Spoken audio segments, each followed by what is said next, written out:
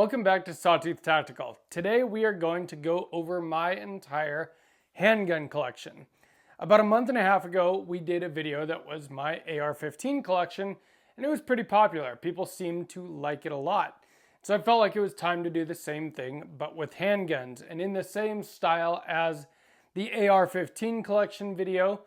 We will be starting with my oldest one, the one I got first, and working our way to the most recent purchase, to my newest pistol.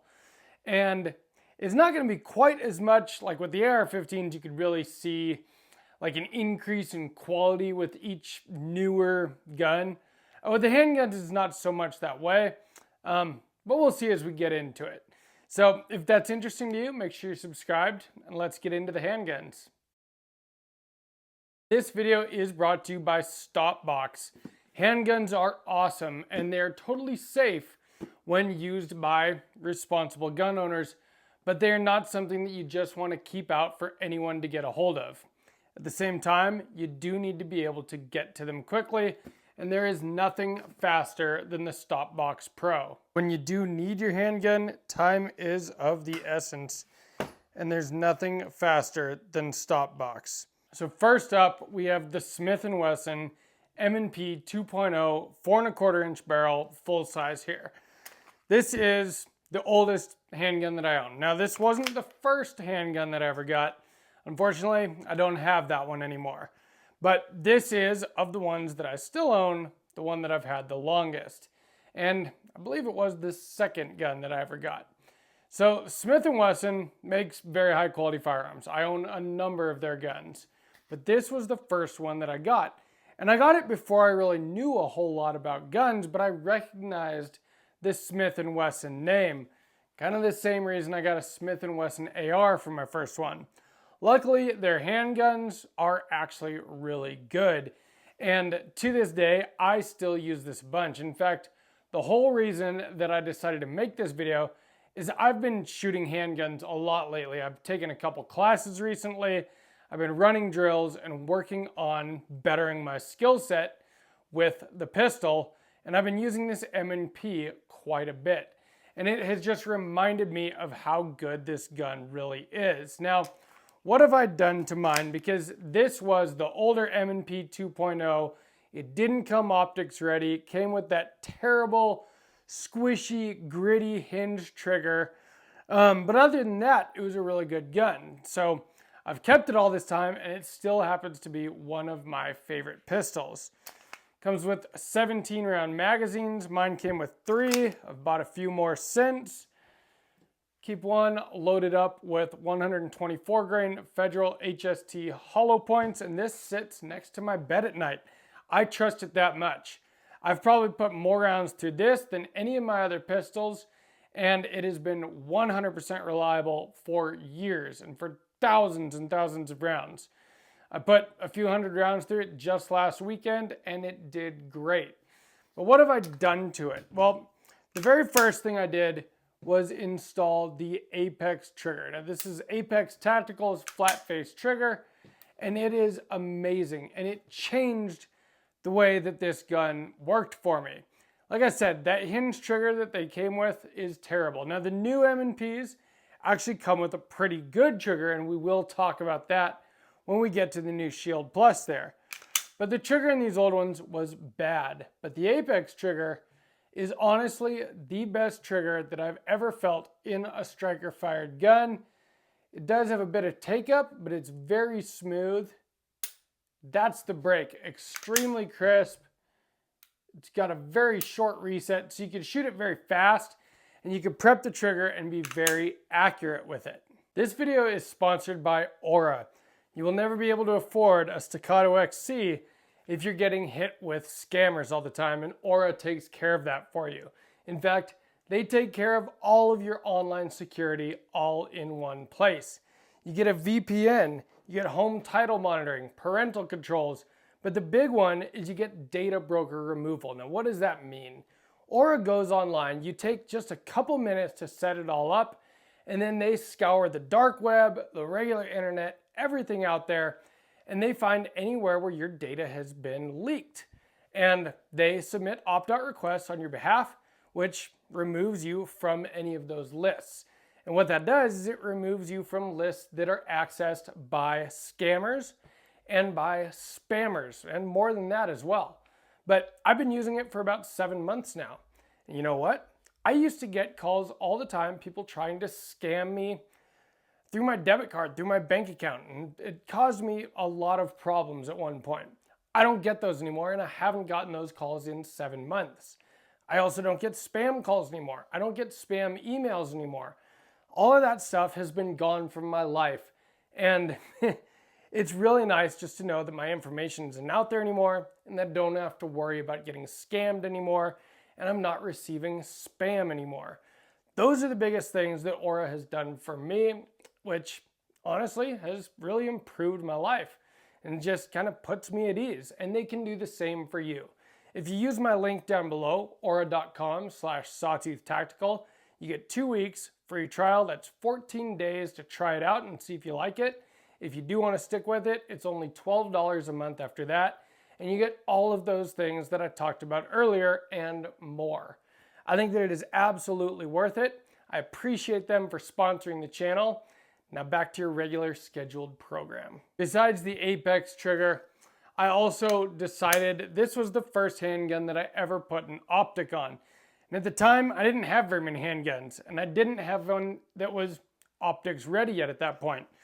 So what did I do? I wasn't sure that I was gonna really be into red dot optics yet at that time. And I also didn't make as much money as I do now. And so I wanted to get the cheapest optic that I could that I knew had a decent reputation. And so I did some research, and Holosun seemed to be the way to go, and their 407K was the most affordable option that they had. So I sent this slide off to a place called NC Engravers, and the United States Postal Service lost my slide. And then even though I had paid for insurance on the package, they denied my insurance claim. And so I had to fight with them for a long time. And finally, my local postmaster cut me a check for the cost of a slide. I bought a new slide, sent the new one to NC Engravers, and they cut it for the Holosun K footprint. This is not the 407K, but that optic was the one that was originally on here. Luckily, it all worked out. So when I got it cut for that footprint, I also got the slide Cerakoted Midnight Bronze, because you do have to coat the raw aluminum, or the raw steel actually in this case, where they do the cut. So I chose Midnight Bronze. I think it looks fantastic. It's not too flashy and ridiculous, but it does give it a little bit of character, makes it more unique. It doesn't look like every other M&P out there. Well, the cool thing about it is, as I got more into pistol optics, as you'll see in this video, I have optics on just about all my pistols now. Well, later on, Holosun came out with the EPS, and there's an EPS Carry and an EPS full size, and I own them both, but they both use the K footprint. And so I was able to direct mount a full size enclosed emitter optic on the K footprint that I had this cut for. It just happened to work out that way, and this is actually my favorite pistol optic that I own. It's not like other enclosed emitter red dots that look like you're looking through a tiny little tube. This one has just as big of a window as an open emitter dot, but it's closed. It is a fantastic optic, and I love it. Super low deck height. It co-witnesses with the standard height iron sights, so I didn't have to get different sights.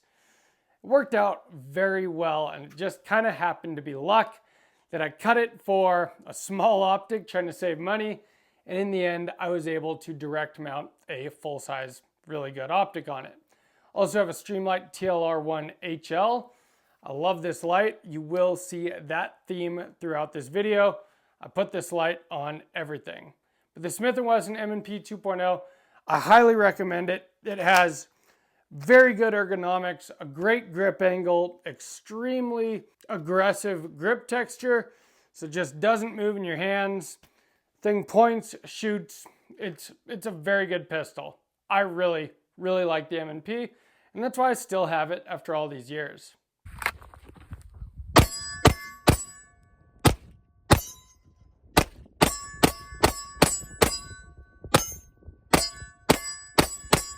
I believe that the next one I got was my 1911 here. Now this wasn't the first 1911 I got.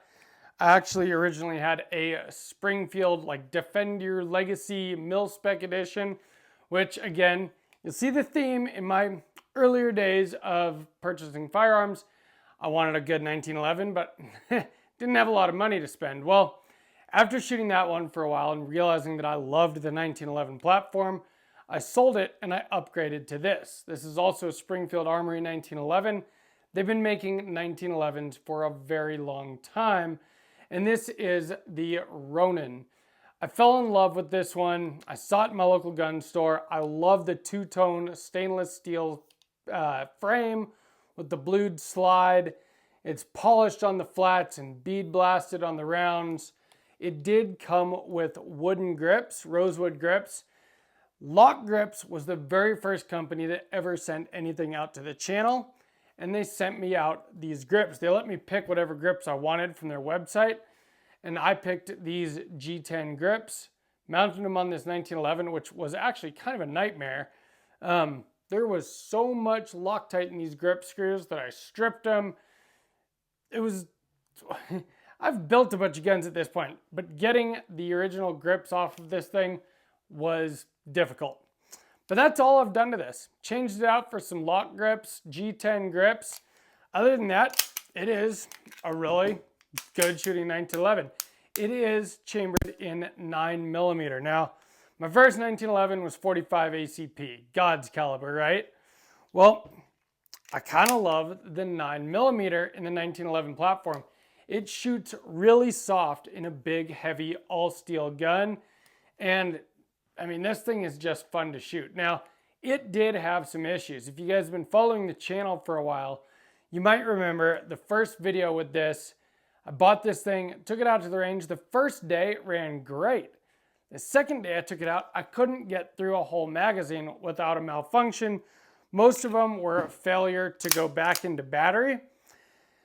What I ended up having to do was polish the top of the disconnector there and the underside of the slide, and just run hundreds of rounds through it. And eventually it broke in, and it's been perfectly reliable ever since. Now the 1911 is something that I have fallen in love with over the years. I love the way it points and shoots. I love the way it feels in my hand. I love the way it looks. The 1911 aesthetics are just classic and timeless. And John Moses Browning's design from over 100 years ago is still relevant today. And in fact, what are generally known as the best shooting pistols you can get now are 2011s, which is very heavily based on the 1911 design. It is a single action only gun, meaning that the trigger does nothing but drop the hammer, and so it makes for really good triggers. 1911s have very little take up and an extremely crisp break, and they're just easy guns to shoot really well, and they look good. Everyone should have a 1911 in their collection.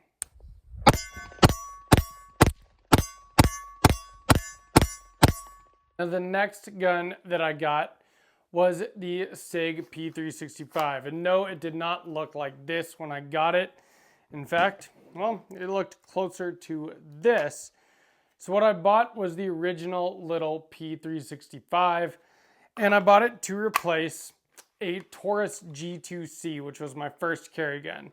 I carried it in this Tier 1 concealed holster here, and I got the Wesson Combat grip module for it. But I realized after a little while that I just didn't feel like I could shoot this little tiny gun as well as I would like to. I wanted to feel really confident with my carry gun. And while the Wesson Combat grip module helped, I just didn't feel confident with it. And so I rebuilt it. I got the Wesson Combat XL grip module. I got the X macro slide with the integrated comp. It's got the same barrel. This slide is cut for an optic direct mount, and it does co-witness your standard iron sights.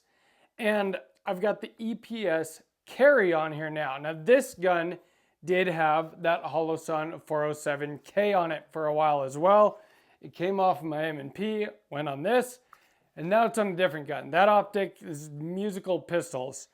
But the EPS Carry, all of the good things that I said about the Holosun EPS full size are true with the Carry version. It's an enclosed emitter, it's got a very low deck height, and I think that an enclosed emitter is especially important on a Carry gun, and this is why. I have never had any problems with open emitter pistol red dots, except carrying the 407K. It gets full of like lint and crap when you carry every day. Well, with an enclosed emitter, you don't have to worry about trying to get something in there to clean it out. You can literally just wipe off the back glass. So if there is one area that an enclosed pistol optic I think is important, it is on a Carry gun. And the EPS Carry, it's the same thing as the other EPS. It is just smaller, made for Carry size pistols. The P365 is nice and thin and it's very comfortable to carry, but it also has a rail for a light. So I've got a Streamlight TLR-7 Sub on it, which is a very powerful light for its size. I even switched out the trigger from the original curved one that came in the P365 to their flat trigger shoe. And this gun now is a gun that I feel very confident shooting. It shoots a lot better because I can get a full grip on it. I do think this integrated comp makes a difference, an optic and a light, and it's a gun that I feel really good about carrying, much more confident with it. I do still carry it in a tier 1 concealed holster, but as you'll see, the extra length doesn't make a difference. The original holster I had is just as long as this one. It's just extra Kydex down below there. So getting the bigger gun didn't make a difference as far as being able to conceal it or carry it comfortably at all, but it shoots way better. I carry it with 12 round flush fit magazines. Again, Federal HST 124 grain hollow points, and you can drop the mags and reload. You don't need any kind of pinky extension or anything like that. My whole grip gets on it, and it's a great carry gun. Highly recommend it.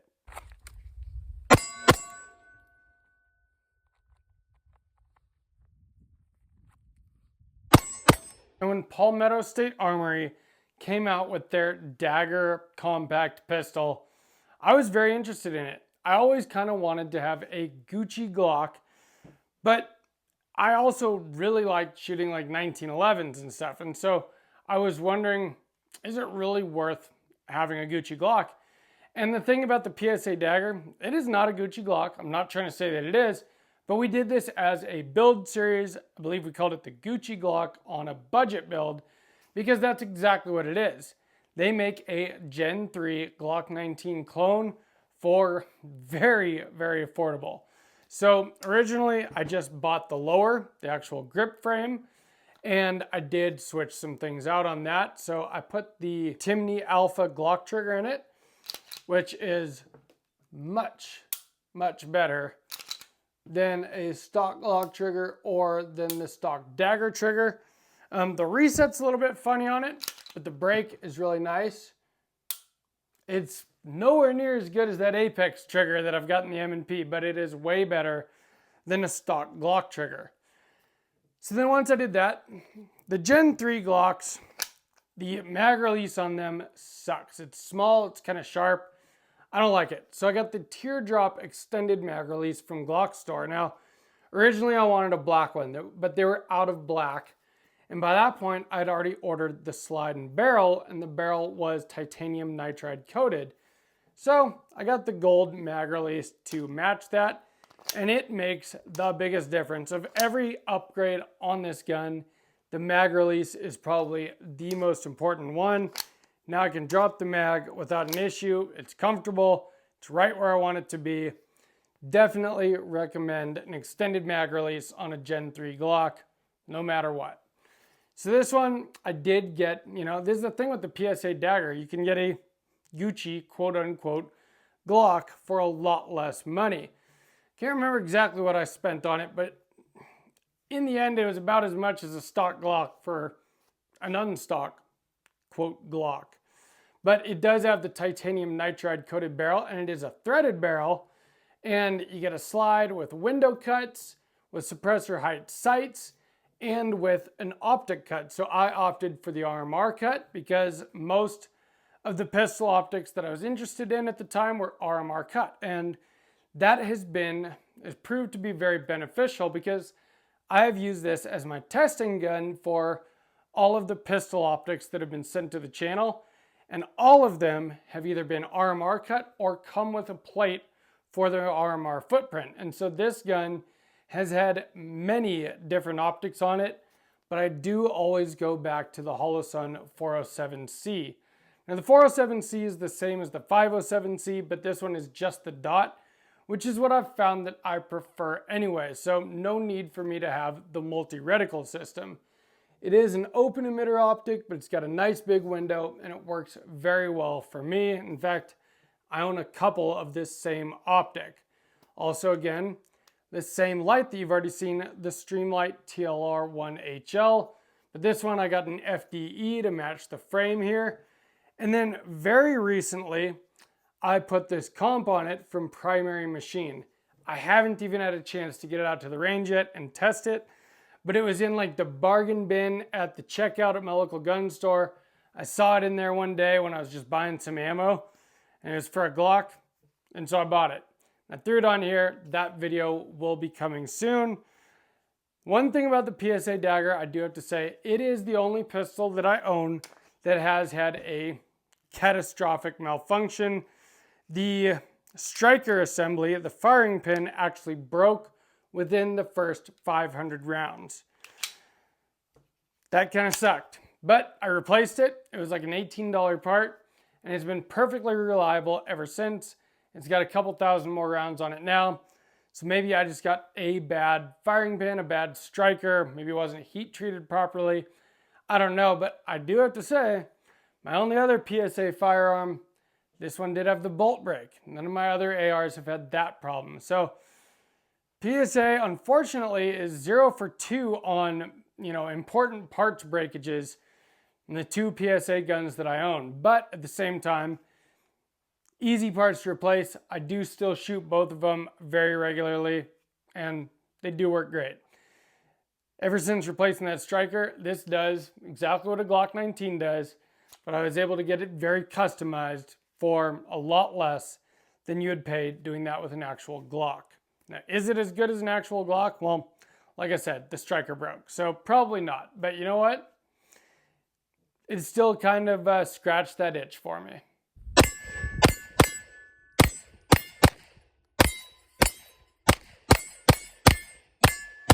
This is my only revolver. It is a Heritage Rough Rider 22 long rifle.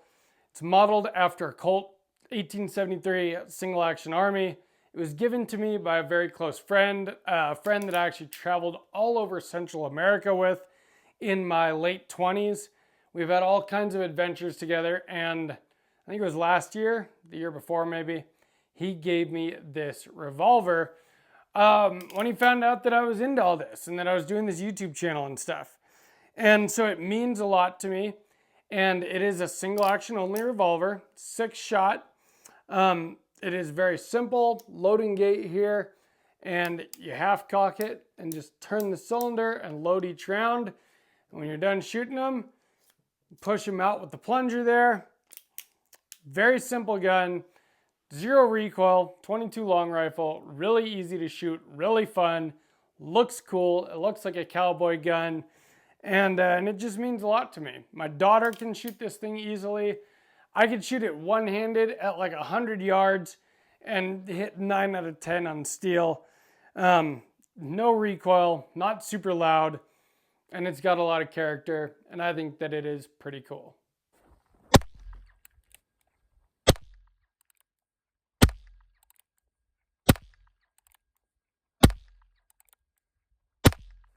This is my favorite pistol that I own.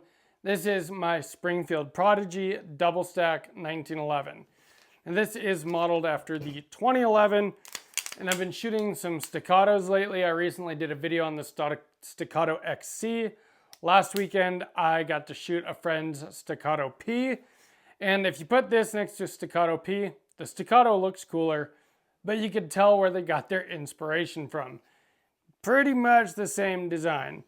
So I know that when these came out, it seemed like a lot of people had issues with theirs. So I waited about a year after the initial release because I was very excited about it when it came out. I'd already owned 2 Springfield Armory 1911s and had mostly good luck with them. This one after it got broken in.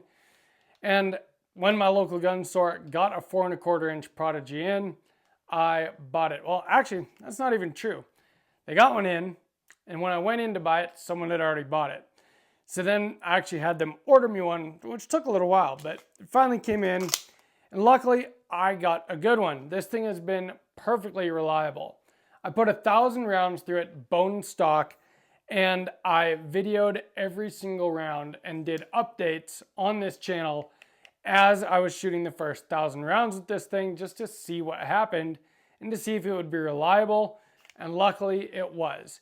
And even bone stock, it shot really well. It's just like a 1911, which I absolutely love, but with double stack magazines. This is a 20 round magazine.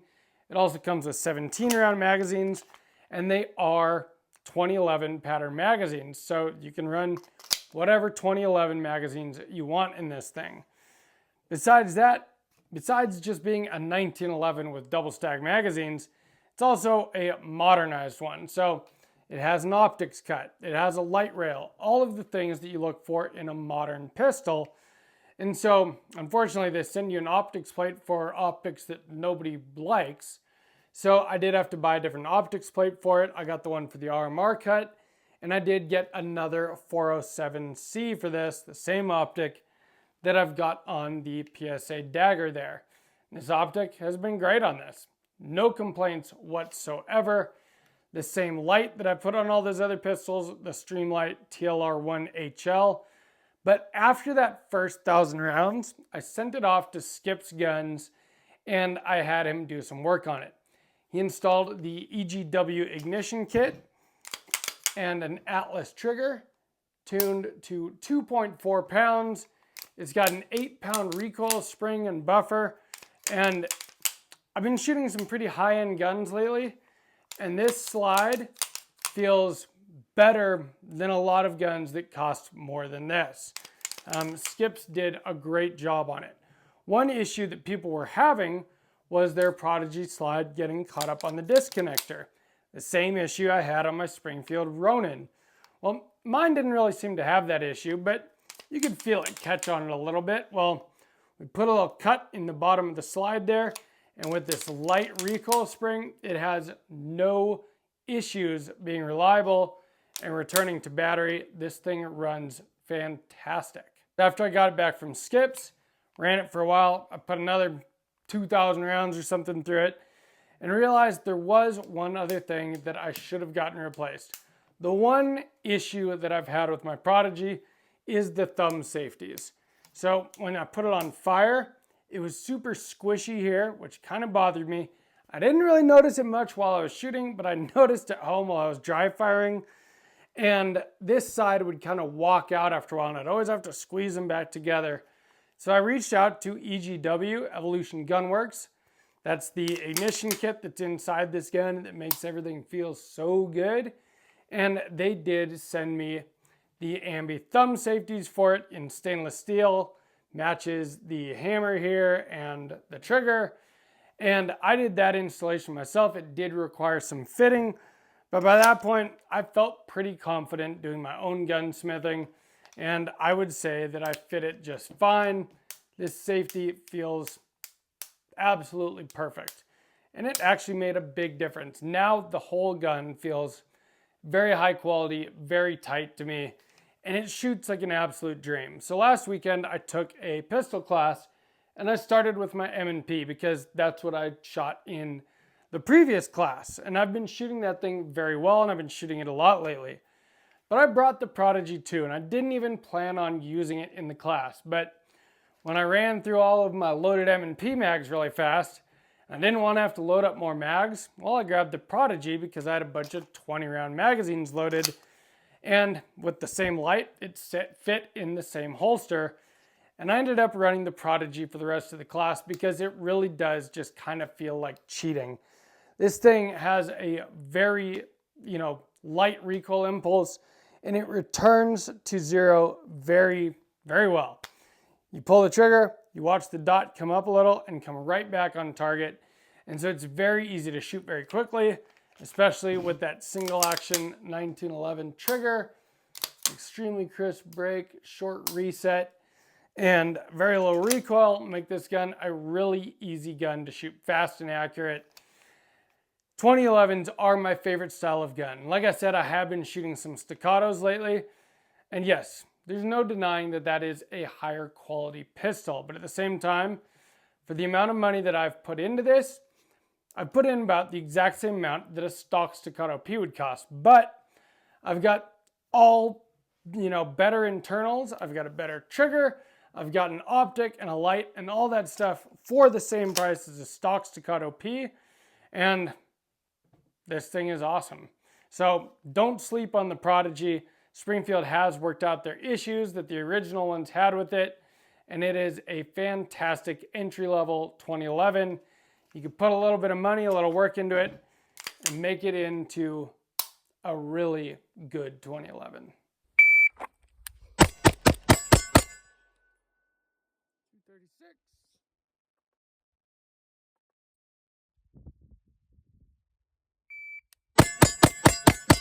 And the last pistol in my collection is this. This is the Smith & Wesson Shield Plus Performance Center Carry Comp. It's a long name for it. But, that is exactly what it is though. So, I kind of always wanted a Shield Plus. But I carried the Sig P365 and I was very happy with it. And so, I just never got one. And then I went into my local gun store, not very long ago in fact, about a month ago, planning to get a CZ Shadow 2 Compact, but just like when I went in to get my Prodigy, the one that I was going to buy that day had been sold. So I was in pistol buying mood, and they showed me this among other things, and I was very impressed with it. So Smith & Wesson has upgraded their trigger. This is the trigger that comes stock in them now, and it is really good. Smooth take up, crisp break, good reset. It's a pretty dang good trigger, way better than that curved hinge trigger that came in my original M&P. But besides that, it's just as thin as the Sig P365, but the grip is a little bit wider this direction. And so it kind of fills out my hand better and feels like I'm shooting a bigger gun, which, speaking of which, I'm not sure I would call this like a micro carry gun. It's got a 4-inch barrel and 13 and 15 round magazines. So it's pretty much the size of a Glock 19 in these dimensions. It's just much thinner. Now this is where that Holosun 40K eventually ended up. And the reason why is this. I actually bought the EPS Carry that's on the P365 to put on this gun, but I couldn't zero it. I had my elevation maxed out and I still couldn't get it where I needed it to be. And so I put that optic, the EPS Carry, on my Sig, and I took the 407K off the Sig and put it on this, and now they're both zeroed and it works just fine. But the biggest thing about the new Shield Plus is look at that slide. They completely redid their slide design and the serrations, and they go all the way across the top. They feel really good, but they also look really good. There's window cuts in here, and then the star of the show is this comp, and it's cut into the barrel and the slide. And I do think that it is more effective than the integrated comp that's just in the slide on the P365 macro comp series. This seems to work really well, and the reason why I think that, I've been shooting it a lot lately, and it shoots like a bigger gun. It doesn't feel like a micro carry gun when you shoot it, but it does carry like one. So it's kind of the best of both worlds. It's extremely lightweight. I've been carrying it with a 13 round magazine, again, Federal HST, 124 grain hollow points. That's my preferred defensive ammo, but it's super lightweight and it's super thin. And so carrying it, I don't notice it all day, but shooting it, it feels like it's a pretty easy gun to shoot well. Now, the one issue I do have with it is this. Why, Smith & Wesson, did you not put a light rail on this? All they had to do was extend this dust cover, put a single slot rail on it so you could put a TLR-7 Sub or a TLR-7 HLX or something on here, and then it would be perfect. And so what I am doing is daytime carry and nighttime carry with the Sig because it has a light.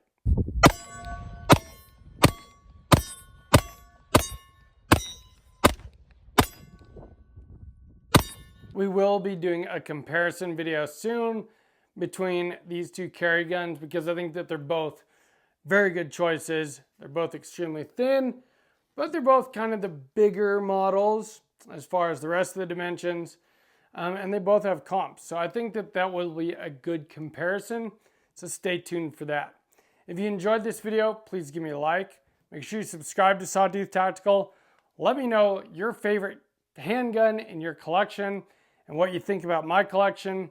And from Sawtooth Tactical, stay strapped or get clapped.